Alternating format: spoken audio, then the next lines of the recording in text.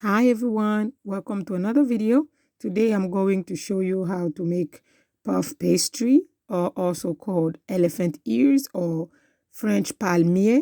It is very quick and simple, and it only takes few ingredients. So let's just get right into it. For this recipe, the main ingredient actually is the puff pastry itself. So I usually get it at Walmart, and you can get it in every other store. I like this brand better than any other brands. So once I get it, I take one of the puff pastries, because it comes in two pieces, two sheets.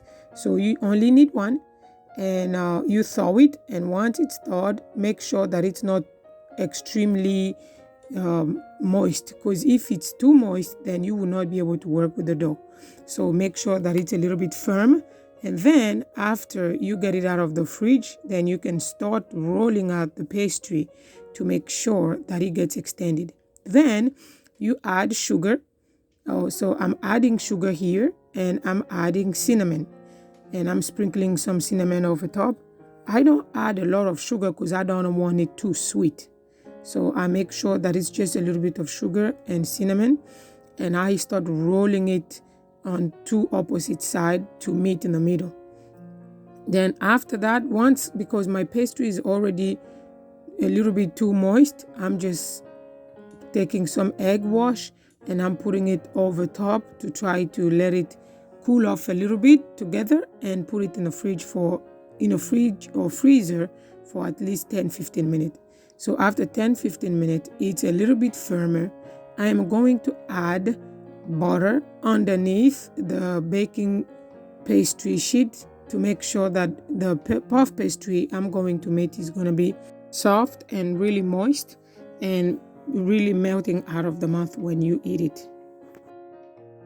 So once I do it, then I'm going to cut it in small pieces like you can see with a pizza slicer. And once I cut it, I will now take some sugar that I've mixed with cinnamon, and I will dip it into it on both sides. Then I will place the pastry on a parchment paper and push it down to spread the pastry so that it can expand well while baking.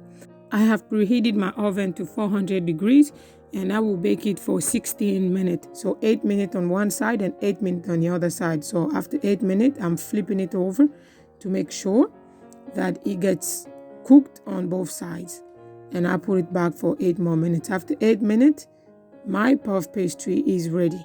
Very nice and cool and quick and easy.